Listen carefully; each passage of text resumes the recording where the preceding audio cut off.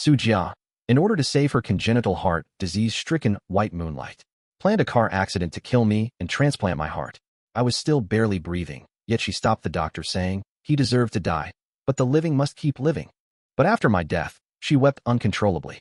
I want him back. I'm willing to care for him even as a corpse. My soul floated in midair, the gruesome corpse on the ground leaving me momentarily stunned. Am I dead? The rain poured heavily, washing blood into the muddy earth. I hovered here for over an hour before rescue arrived. When delivered to the hospital, I entered emergency care clinging to a thread of life. My wife Su Qingwan rushed over in haste, completely drenched by rain. My spectral form drifted to her side with aching sympathy. The doctor said, "Miss, we'll do our best." Su Qingwan stared blankly as I was wheeled in. The emergency room door slammed shut with a bang. She covered her mouth, her sobs choking her completely. My heart shattered.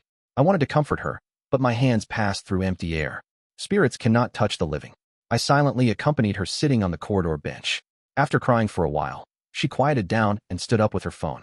Following her to the stairwell, I watched her face suddenly turn terrifyingly calm as she dialed an unknown number. The job was well done. I've already transferred the money. That voice, I remembered it clearly. It was the driver who hit me. Why were they connected? In that instant, I felt plunged into an ice cellar. I'd been rear-ended on that mountain highway before plummeting off the cliff. When I woke, I found myself reduced to this lonely spirit. I had no lingering attachments left, except Su Qingwan. She was my newlywed wife, the woman I'd loved my entire life. Yet this scene before me now made my spectral lips turn bloodless. Su Qingwan hung up the phone, skillfully retrieved a pack of cigarettes from her bag, lit one, and turned to enter another ward. Su, resting on the hospital bed with a pallid complexion, offered a faint smile as she entered. Don't worry. Soon you'll be just like a normal person. Ah, Su, very soon we'll be together forever. I would recognize this man even if he were reduced to ashes. He was Su Qingwan's white moonlight, Su. Yet unfortunately, he suffered from heart disease. Su Qingwan tenderly lifted the congee bowl beside her, blew gently on the spoon, and brought it to his lips. I desperately wanted to rush forward and demand an explanation from her, but my form passed through her once again. Frustrated, I kept drifting between rooms until reaching the adjacent emergency department. There lay my lifeless body on a hospital bed, connected to countless monitoring devices. I tried desperately to return to my physical form, only to be violently repelled by an invisible force. The patient requires immediate surgery. We'll need family consent shortly. The doctor called Su Qingwan and said to her gravely, if the surgery succeeds, there's still a possibility the patient could become vegetative. If it fails, you should start making funeral arrangements early. Su Qingwan's face changed color. She picked up the pen and scratchily signed her name. During the surgery, I wandered around the emergency room, watching various medical instruments piercing through my body, a gruesome sight. 2 hours later, the surgery concluded. The doctor wiped sweat from his forehead. The surgery went smoothly. The patient should wake up soon. Su Qingwan's eyes widened in shock. He's going to wake up? The doctor nodded and patted her shoulder, mistaking her reaction for overwhelming joy before leaving. Su Qingwan collapsed into a chair, murmuring, How? How could it succeed? Was she not happy that I might regain consciousness? She returned to the adjacent ward in a daze. Su noticed her distracted state and asked, What's wrong? Su, he survived. Xiu's face turned pale in an instant, his body trembling. What do you mean? What about the heart? The heart? I'm about to have surgery. He suddenly became hysterical. Su Qingwan, tears streaming down her face, held him tightly in her arms to comfort him. I clenched my fists, wanting to separate them, but felt utterly powerless. Perhaps because of the surgery, even as a wandering spirit, I still felt physical pain. Without a heart, what should I do? Finally, I understood. Xiu's cardiac transplant required a heart donor. She had set her sights on me. All this scheming, even arranging that car accident, was for Xiu. Su Qingwan, your heart is truly cruel. Don't worry, I'll find a way. After calming Xiu, Su Qingwan stepped outside and lit another cigarette. I never knew she had this habit. Familiar smoke curled around her, shrouding her entire figure in darkness. Su Qingwan and I had been bound by an arranged marriage between our families. Yet we were also childhood sweethearts. She was bright and vivacious, while I was quiet and reserved. When the Su family first struggled to establish their business in the capital, they sent this young girl to win over our family. Our Zhou family was a prominent household in the capital. As the only child, with parents too busy with work to spend time with me, I grew up accompanied only by nannies. But I envied children who had companions. It was at this time that the Su family spent a fortune renting the neighboring house, deploying Su Qingwan to befriend me. Though young, I was still a child of merchants and understood their motives.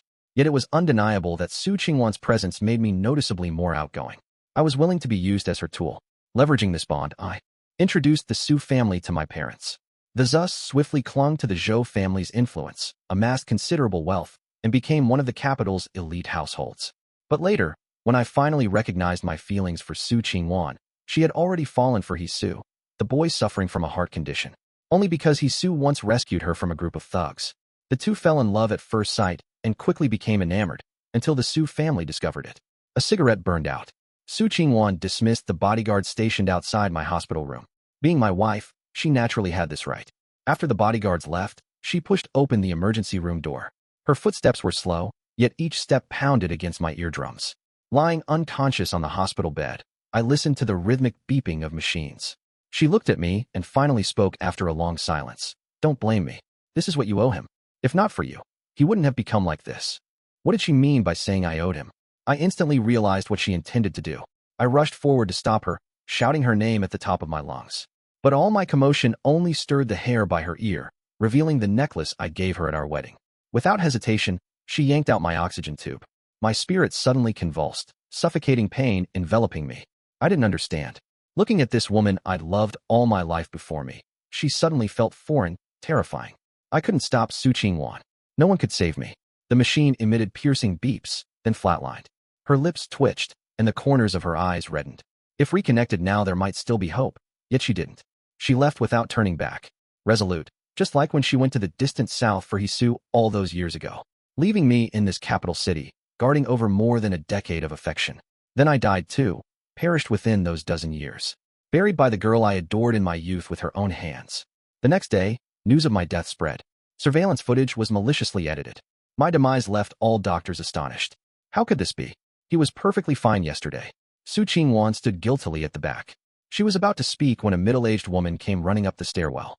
It was my mother. She had rushed back from abroad. "My son, wake up, look at Mom." She wept with heart-wrenching sobs. I'd never seen her like this before. Even my strict father from childhood had eyes reddened, silently supporting my mother's swaying body. Suddenly, a doctor burst in. "The patient in room 312 is having a critical episode and urgently needs a heart source." Room 312 was Su's location. Su Qingwan panicked instantly, clutching the doctor's coat desperately. "What's wrong with him? What happened?" Abruptly realizing, she pointed at my corpse and shouted, "Isn't there one here? Take his heart. Hurry and save. His heart is a match." Hearing this, the crowd turned complex gazes filled with suspicion toward her. Snap! A crisp slap landed on her face. My mother stood with face flushed, eyes wide and trembling with rage. "My son's body is barely cold in his grave, and you want to dig out his heart for someone else? Have you no conscience?" Su Qingwan was slapped to the ground, yet crawled to her mother without any regard for her dignity. "Mom, Johan is dead, but the living must survive. His heart could save someone." She wept until her breath hitched. I burned to rush forward and kick her away. How dared she utter such words to a grieving mother? Looking at Su Qingwan before me, I suddenly recalled that night a year ago when she knocked on my door. When I opened it, she stood disheveled, eyes bloodshot. She pleaded, "Can you help me? Please, I beg you to help me." It turned out the Su family had taken the crooked path for profit. Their accounts had lost tens of millions, debts unpaid. I couldn't bear her distress, but tens of millions wasn't trivial. Moreover, the Su family's recent rise involved countless betrayals against mine. Some crossed my parents' bottom line. Without a valid reason, how could I lend her tens of millions? Su Qingwan bit her lip. "What if I'm willing to marry you?" I froze. In my 25 years, Su Qingwan had occupied half my life. She knew full well how deeply I loved her. I asked her, trembling, "Is this real? You'd truly marry me?" She hesitated for a long time before finally uttering a muted mem. Blinded by joy, I failed to notice the complex emotions in her eyes. I quickly arranged everything for the wedding. Exorbitant betrothal gifts, an endless sea of flowers, a custom-made wedding dress. I gave her all the glory and dignity she deserved, making her the most envied bride in all of Kyoto. After marriage, I put her first in everything, giving her whatever she desired. Yet now, she's pleading with my mother, for another man, to give my heart to him. My mother, who had dominated the business world for years, encountered this situation for the first time and fainted from anger the next moment. I was frantic with anxiety, and anger was nearly consuming my reason. Our Zhou family had treated her well, yet she repaid kindness with betrayal. Harming me was not enough. She had to harm my family too. Why is she so stubbornly deluded? The doctor, sensing the situation was turning sour, quickly tried to separate the two families. To everyone's surprise, Su Qingwan refused to relent. She stared at the doctor and declared, "I'm his wife. I have the right." Thus, she signed the organ donation agreement despite my father's attempts to stop her. The doctors could do nothing. They followed PR. Protocol. The moment the agreement was signed, she rushed to the next room to care for Hisu. Hisu's surgery was a success. Su Qingwan stayed by his side day and night, tending to him so closely she hadn't slept properly for 3 days. When my mother awoke, she immediately sought out Su Qingwan. I watched her scream hysterically for Su Qingwan to return my heart, watched her dissolve into a weeping mess. But Su Qingwan remained unmoved. Su Qingwan did not feel she was in the wrong at all. She frowned. "Mom, I've told you, Zhou Han is already dead. Donating his heart to someone alive would make him happy in the afterlife." Mother clutched her chest. "Ba, listen to what you're saying. You're truly an ungrateful wretch. After all Zhou Han's kindness to you over the years, how could I have misjudged you so? I never should have helped your Su family back then. You heartless creature. Give me back my son. Return my son to me." After marriage, I had worked hard to mediate their relationship, constantly speaking well of Su Qingwan to my mother. Just when I finally saw Mother accepting her, Su Qingwan metaphorically slapped me in the face. I couldn't understand why Su Qingwan, who had been so sweet and obedient in childhood, had become like this. Su Qingwan rubbed her temples, refusing to engage further with Mother. 1 month later, Hisu was discharged from hospital. With a healthy heart, he became sunny and cheerful, which delighted Su Qingwan. She brought him back to our home. When the door opened, dust billowed out. This place hadn't been inhabited for a long time. For some unknown reason, I could only follow Su Qingwan. Whenever I tried to leave, I'd be yanked back, and I didn't know how long this state would last. But now I felt utterly distressed, watching my wife being intimate with another man. Who could endure such a thing? This house was the marital home I had meticulously designed. A 3-story duplex villa. The wall by the entrance is hung with numerous photos of her and me. Floating in the air, I examined them one by one. From childhood to after our marriage, every photo was handpicked by me. From her first time speaking to me in a princess tulle dress, to her wearing diamond-encrusted wedding dress, tearfully saying, "I do." I thought she held some affection for me, even if just a little. Back then, I thought even though she approached me for the Su family's sake, as long as I persevered, there would come a day when she would willingly come to me. I despicably longed for even a single moment when she truly loved me. But in the end, I was only deceiving myself. My gaze lingered on a photo of her in school uniform. The first time Su Qingwan met Hisu. Su Qingwan and I attended the same school, but were in different classes. Since our homes were nearby, I waited for her after class every day. That day after taking photos for the school club, I went home early due to my grandmother's critical illness. On her way home, Su Qingwan encountered senior year delinquents. Hisu intervened upon witnessing injustice, rescuing Su Qingwan. Afterward, he began appearing frequently in Su Qingwan's world. As someone slightly older in mental age, I always felt Hisu's presence harbored ulterior motives. How could it be mere coincidence that he just happened to pass by? How could a boy who usually appeared meek and fragile in class possibly overpower senior year delinquents? But Su Qingwan dismissed it, and even warned me. He's just a bit poor in academics, not a bad person. Plus, he has congenital heart disease. Don't you dare bully him. How did she get the idea that I would bully someone I don't even know? Later, I couldn't shake the feeling that Hisu harbored hostility toward me. He would always deliberately pull Su Qingwan away whenever I appeared. I watched helplessly as they grew closer, while I drifted apart from Su Qingwan due to family arrangements. Only the Su family, due to business matters, would summon her to get close to me. But she had changed. As a child, she always treated me with Dinjun Laman, innocent charm, but later grew impatient. She detested my closeness. I feared this dynamic would harm our private bond, so I carefully tried to please her. Su Qingwan was an intensely aloof and proud person. She resolved to protect Hisu, refusing to let him suffer harm, and they naturally became a couple. In the end, they left together for a university in the south. But I knew, given Su Qingwan's academic performance, she could never attend the same university as Hisu. I traced the photo with my fingers, as if a knife were brutally carving out the bloody truth. Hisu also saw the photos on the wall. The atmosphere grew eerily tense, with him standing merely a meter away from me. Whether due to my spectral presence or not, the room felt icy cold. He shivered slightly, his tone laced with sarcasm. "How sweet you two were.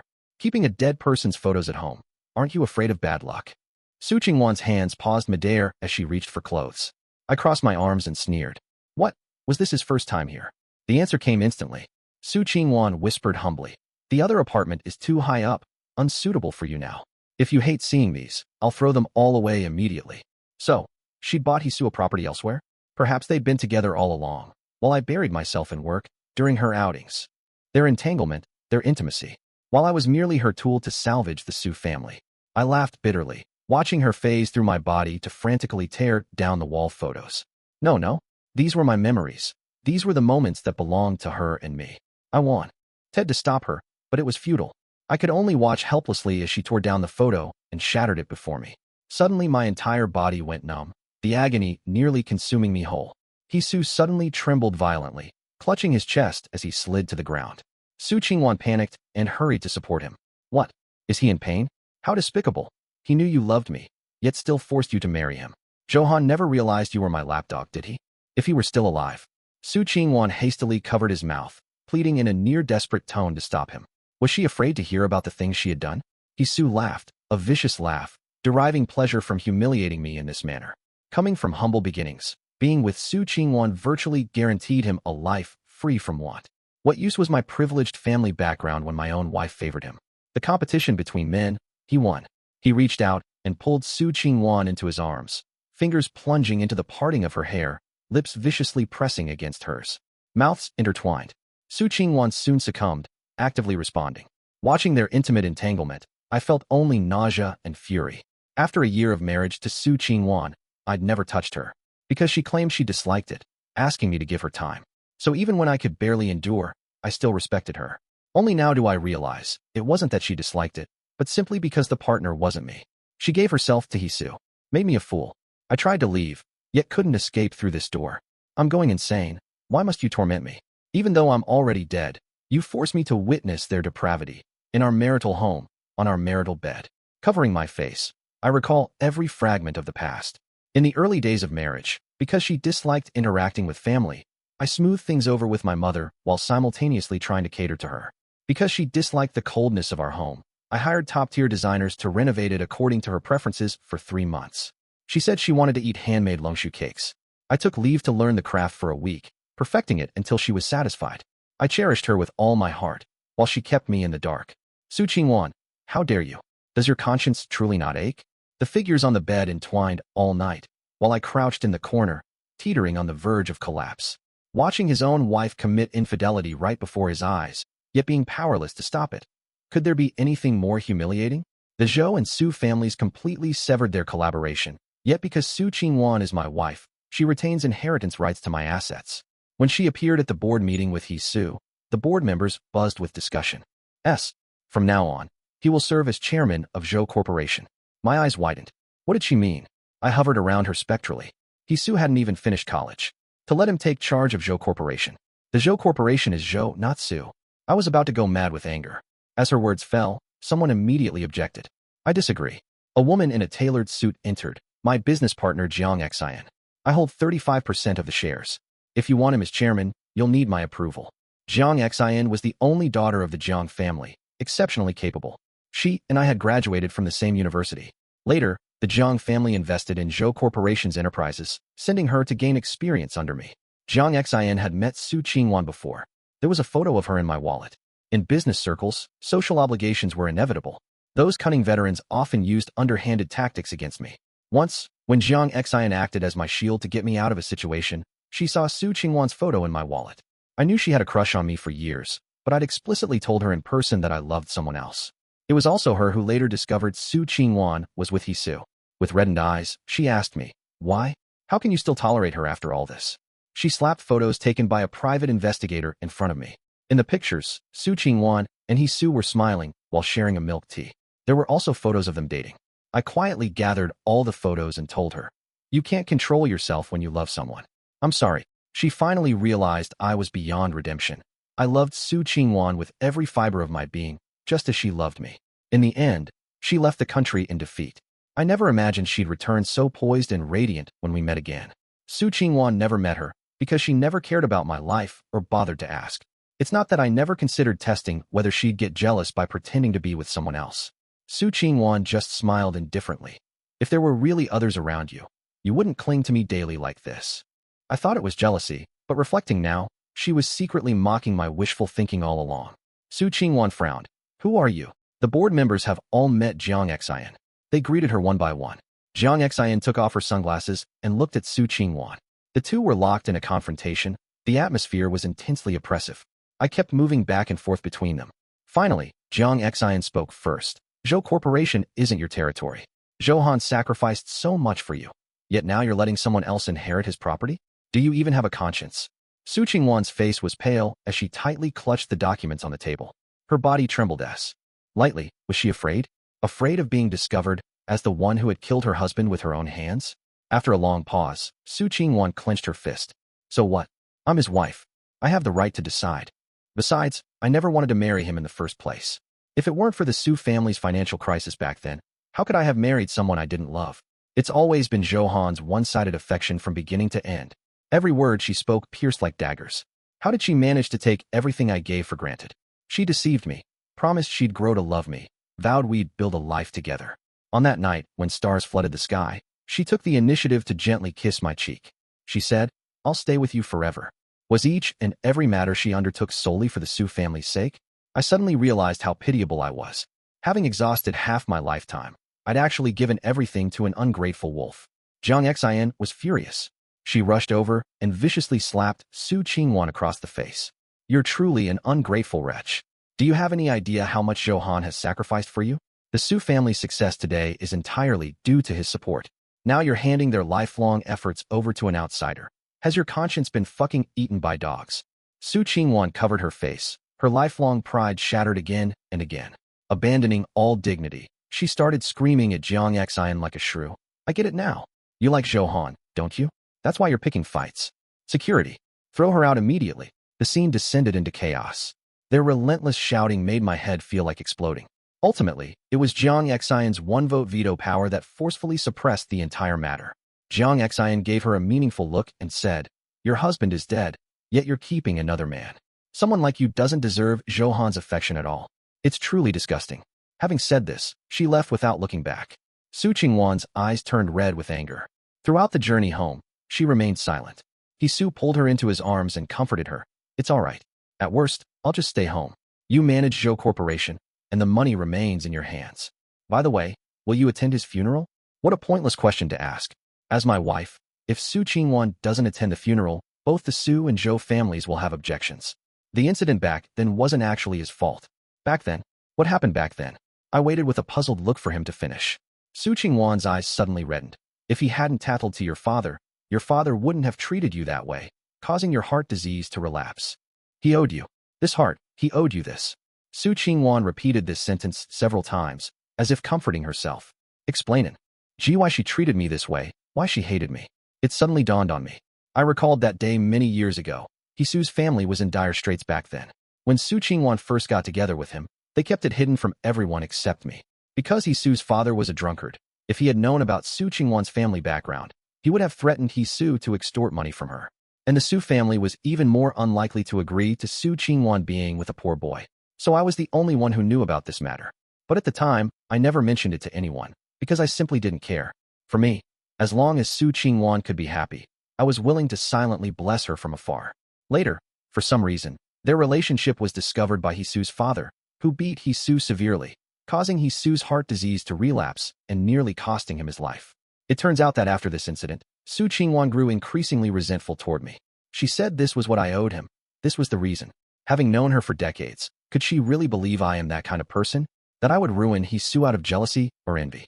I don't know whether she never understood me or simply never bothered to understand me at all. In the end, Su won. He has Su Qingwan. I lost completely, utterly defeated. Due to the board's insistence, Su Qingwan ultimately failed to bring Su into Zhou Corporation. But to elevate Su's status, she often took him to frequent various high-end venues. I could only watch them grow closer. It seemed as though I was nearly forgotten. Media headlines were flooded with news about Su Qingwan bringing her toy boy to business events. My mother publicly severed ties with the Su family in front of everyone. The rift was complete. On the day of the funeral, it poured rain. Since the car accident, I had developed a psychological aversion to rain. Even knowing I was just a spirit who couldn't get wet, I still tried to squeeze under strangers' umbrellas. Watching the drizzling rain inevitably reminded me of the day I died. What was that day for? Because Su Qingwan fancied a flower that only bloomed on a cliff. So I drove up the mountain, only to be rear-ended and sent crashing off the road. I truly deserved it, abandoning my life for her. But what did I gain? Her hatred. Her disgust. She wishes I were dead. Because I am the culprit who destroyed her happiness. Perhaps if I had let go earlier, it wouldn't have ended this way. The mourners crowded the funeral hall, my parents exchanging pleasantries with others at the front. Su Qingwan arrived last, wearing a black maxi dress, with Hisu following behind her. The attendees were either my business associates or family. They all knew I had a beloved and doted-on wife. This must be Mrs. Zhou, the 1S. Standing next to her is... Keep your voice down. Who else could it be but her kept man? I heard Mrs. Zhou flew into a rage because of her recently and cut off all cooperation with the Su family. Still trying to prop him up as president of Zhou Corporation. Really wonder what that woman was thinking. The words from bystanders pierced my ears like bloody daggers, each syllable stabbing my heart repeatedly. It makes me constantly recall the disgraceful past, forcing me to accept that unbearable truth. Su Qingwan paid no heed to these gossipy whispers, still tilting her head to converse with Hisu. As the ceremony proceeded, a pitch-black coffin was placed at the center. The MC was announcing the procedures. Suddenly, a heavily intoxicated drunkard burst out from the crowd. Staggering up to Hisu, he grabbed his head without a word and started hitting him. You bastard, did you think I wouldn't find you after you ran away? Su Qingwan was startled and tried to pull him away, but was shoved to the ground. The scene instantly descended into chaos, screams and footsteps intermingling. Are you insane? Stop this now, Su Qingwan shouted frantically. I immediately recognized this as Hisu's alcoholic father. He pounded forcefully on Hisu's body with each blow, and Hisu's face was bruised and bloodied. Su Qingwan's heart ached unbearably. She rushed forward and shoved him away, her eyes red with fury as she shouted angrily. What the hell are you doing? The man was pushed to the ground. He lazily raised his head to look at Su Qingwan. He suddenly burst into laughter, looked at Hisu. Thought who gave you the guts? Turns out you found yourself a sugar mama. The same one from back then? Don't forget, if it weren't for me, you'd never have gotten close to her in the first place. You got your benefits and now you're ditching your old man? Pa, don't even think about it. If you don't give me money today, I'll expose all your dirty deeds. Hisu's face instantly turned ashen. He urgently shouted at nearby security guards. Why are you standing there? Throw him out immediately. Why had this man appeared here? He hadn't seen his father in years. Ever since entering university, Su Qingwan had been supporting him financially. Having lived too many good days, he had nearly forgotten that he crawled out from the dark sewers. This is a guest I invited. I'd like to see who dares to drive him away. At that moment, Jiang Xian stepped forward. She held a bouquet of chrysanthemums in her arms, her tall figure drawing attention. Su Qingwan immediately shielded Hisu behind her. What exactly are you trying to do? Must you humiliate Su like this? Jiang Xian arched her eyebrows playfully. I don't know any Su. I'm here today to clear Zhou name. Hisu, weren't those thugs who bullied Su Qingwan back, then hired by Y? Oh, you? And didn't you personally tell your father about your relationship with Su Qingwan, all to string her along and sabotage her bond with Zhou?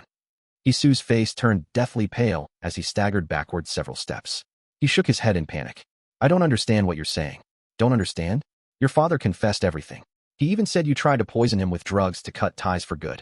Too bad he survived and came straight to me. It turned out that due to Su Qingwan and Hisu's high-profile behavior during this period, Hisu's father had located him through online information. I drifted to Su Qingwan's side. Her chest heaved violently, as if still reeling from the seismic upheaval. Hisu roared, You're lying. Jiang Xian wasted no more words, pulling a thick stack of photos from her bag and flinging them in front of Su Qingwan. On it are the chat records between Hisu and his father, as well as the bank transfer records. Take a good look yourself, idiot. Su Qingwan's body trembled as she bent down to pick up the photos from the floor. Hisu tried to snatch them away, but with a single glance from Jiang Xian, the bodyguards dragged him back and restrained him. Hisu shouted, Ewan, don't believe them. Don't believe their lies. Have you forgotten? We were together. Jiang Xian looked at him with disgust, picked up a nearby napkin, and stuffed it into his mouth. Su Qingwan flipped through them one by one in disbelief, examining each carefully. Yet every single photo clearly revealed to her that Hisu was a fraud. In the chat logs, Hisu told his father about a wealthy heiress in their class and urged him to hire thugs to ambush her. After the deed was done, he would receive a large sum of money. Everything from the beginning had been orchestrated by Hisu himself. I clearly did nothing wrong, yet I was made the scapegoat. Su Qingwan raised her eyes and looked at Hisu. Is everything written here true? Hisu frantically shook his head, trying to explain, but with his mouth gagged, he couldn't utter a word. His father directly laid out the entire sequence of events, causing everyone to gasp in shock. Who would have thought this man, who seemed so refined and gentle, would stop at nothing to achieve his goals? Don't even talk. The Su family's one isn't a good person either. They're actually a perfect match. Su Qingwan's face turned darker and darker, her fingertips turning white from the force. Finally, Jiang Xin pulled out the napkin stuffed in Hisu's mouth.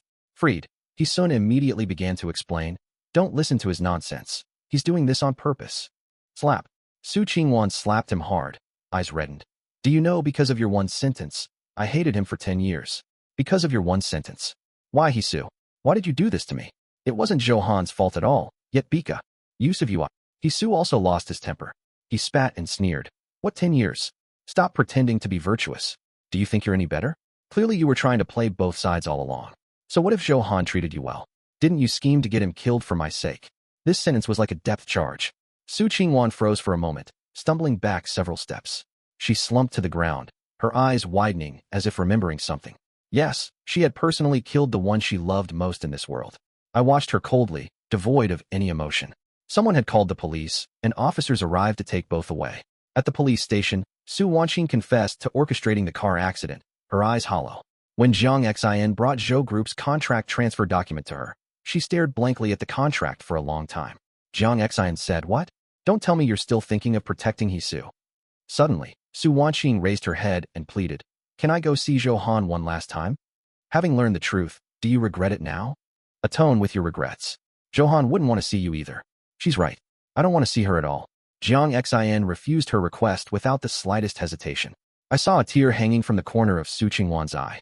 "What are you crying for, fool? Isn't this what you chose yourself?" She whirled around and met my gaze, frozen in her chair as she murmured blankly, "Johan, is that you?" I paused, taken aback that she could actually hear me. Smiling, I suddenly realized I could leave her side now. "It's me, A1. Goodbye." I floated into the air as Su Qingwan wailed heartrendingly. "It was my fault. It was all my fault. Please come back. I was wrong. But I had to leave." I drifted upward, following Jiang Xin southward. That was where I was buried. She placed the chrysanthemum bouquet before my tombstone. "I've restored your reputation. If you can hear me." Her voice suddenly choked up. "If you can hear me, take good care of yourself there, and don't fall in love with unworthy people again." The wind blew through the petals as I gently leaned down to embrace